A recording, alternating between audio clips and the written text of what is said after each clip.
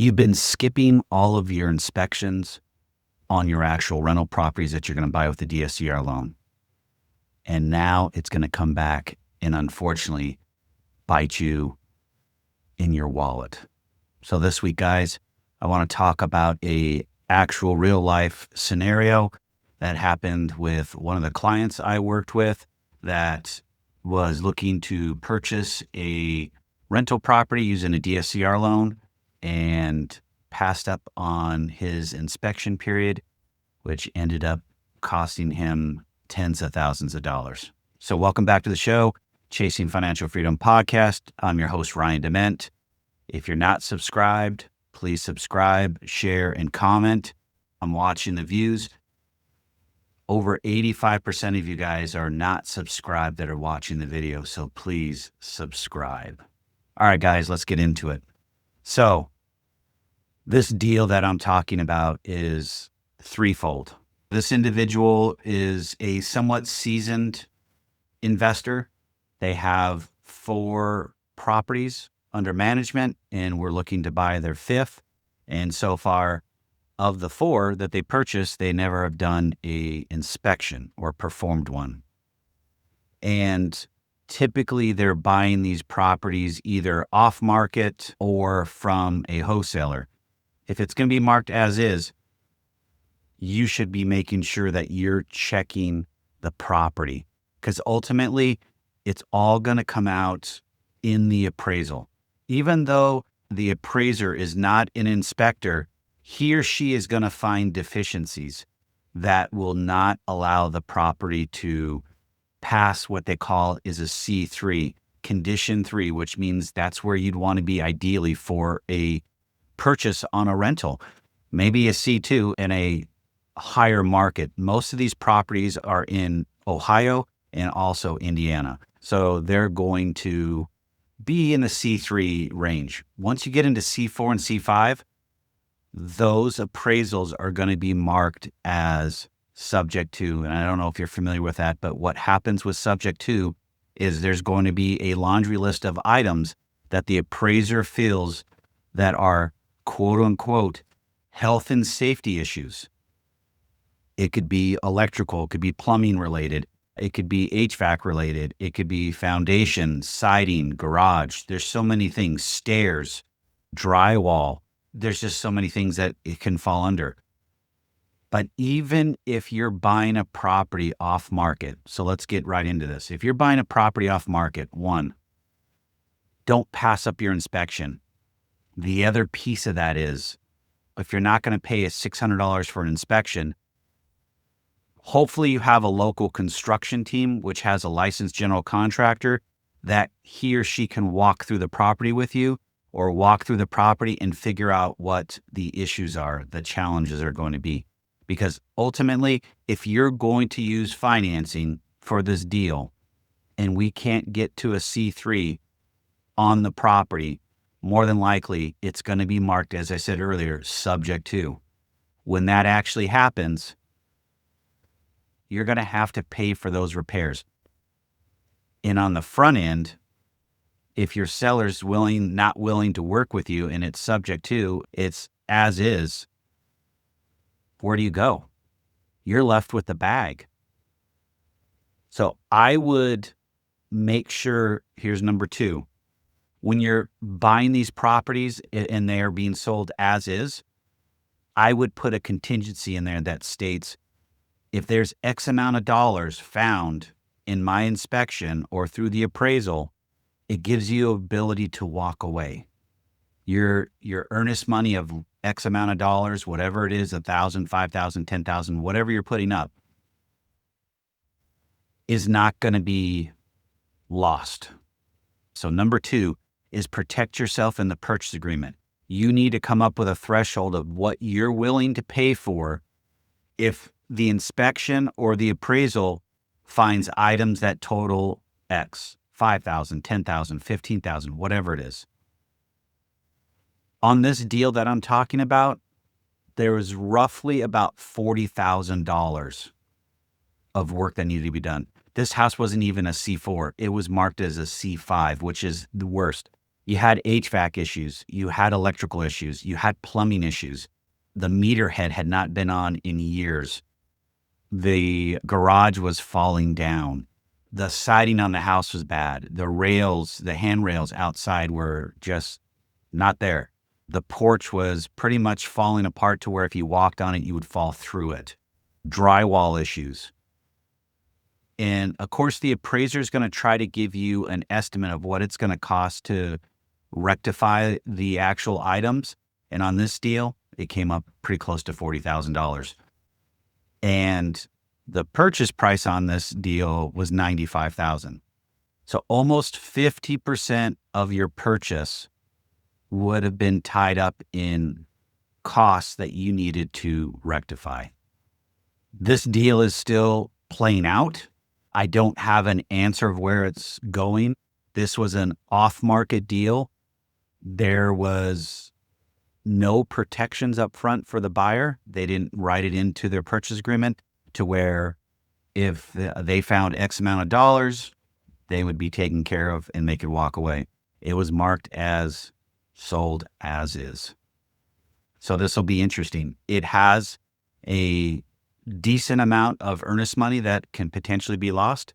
So they are going back and forth on how they're going to handle this and move forward.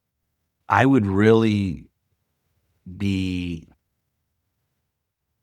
the best way to describe it is surprised if this doesn't come down to really who's going to take care of this type of a deal. And when I say that is the seller is just, it's a direct seller. It's not a purchase. It's not a wholesale deal.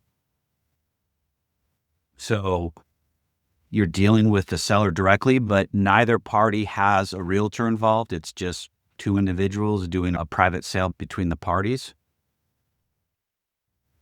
And the seller was very clear on the as is. And it looks like there's a couple other items on this deal, but the seller was going to take care of those. Those were taxes and some liens and so forth.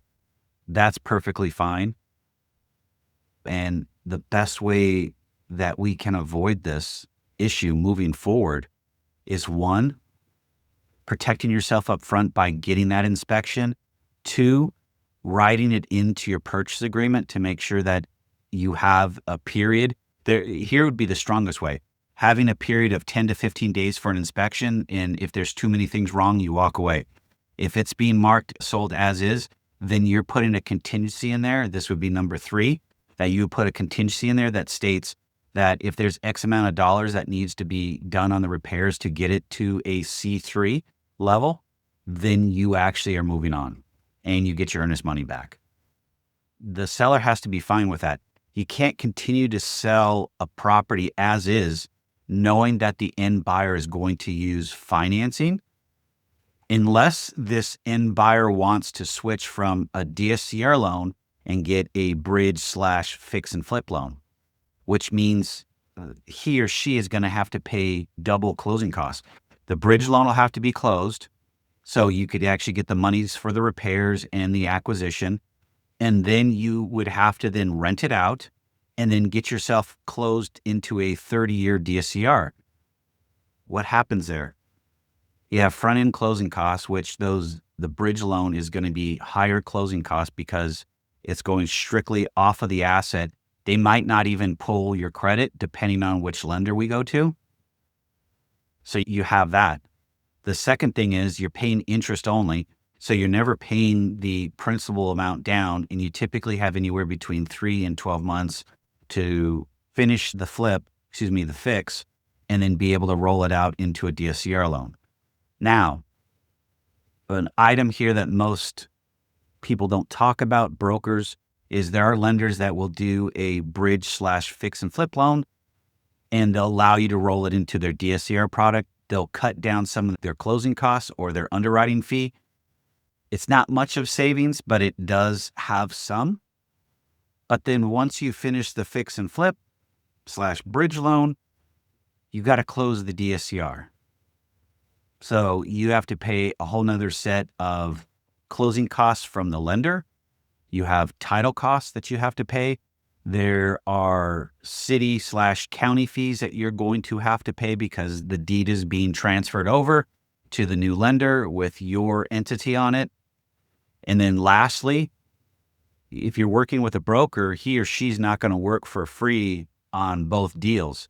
So you'll have to find a way to work with him or her to work on their compensation. Maybe there's a way they can tie it into the lender. So 2 sets of fees on this deal. So realistically, if you would have protected yourself up front, got that inspection, found out there was $40,000 worth of repairs that needed to be done, you would be able to walk away, get your earnest money back, move forward onto another deal. Now you're having to try to find a way to fix this deal, roll it into a bridge loan, and then get the actual repairs done, which you didn't want to have to do in the first place, and then roll it into a DSCR and get it rented and go through that process. The other thing that I want to touch very shortly on, and we'll wrap this one up, guys, is this. Also in this deal, they were going to do Section 8 renters. This house being a C4, C5 wouldn't even come close to being qualified when they actually came out and did the Section 8 inspection.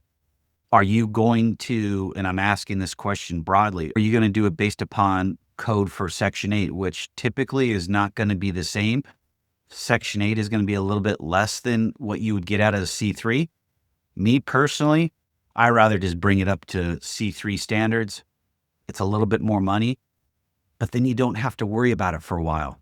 You don't have to continually sit there and try to get things fixed in nickel and dime it. The other piece of it is, once you put all these costs into it, are you going to be able to cash flow and have a strong DSCR ratio of 1.25 or higher? Yeah, we can get you the deal done for you at 1.0. You're losing money. It's only going to cover your principal, interest, taxes, and insurance payment. You still have to pay your property management, and you still have to put reserves away for any type of maintenance. And oh, by the way, you want to get paid. So take that into consideration, making sure that the property will officially rent for a DSCR ratio of 1.25 or higher. If it's not, even more reason to walk away and protect yourself up front. So guys, lastly, I'm going to recap this and we're done. If you're buying off market and you're not using a realtor, not saying you have to, I'm just saying protect yourself, have an exit. If you're buying a house as is, have a contingency clause put in there that allows you to have an inspection period or an inspection. And if there's X amount of dollars that is found in the inspection, it allows you to walk away. That seller should understand that, because if you're using financing for a DSCR loan, it has to be a C3 or better. You could potentially get away with a C4. It's hard, but you have to understand that. Unless you want to get into the game of doing rehabs for your purchases that were supposed to be DSCRs. And lastly, if you're going to go through with it, understand that you have 2 sets of closing costs. You're going to have to pay the fix and flip / bridge loan closing costs. And then when you roll it in to a DSCR loan, you're going to have to pay those closing costs. So be highly aware, protect yourself up front. Make sure that you're getting that inspection period, performing the inspection, and your monies are safe. All right, guys, have a good one. Stay safe, stay healthy. I'll see you guys on the other side.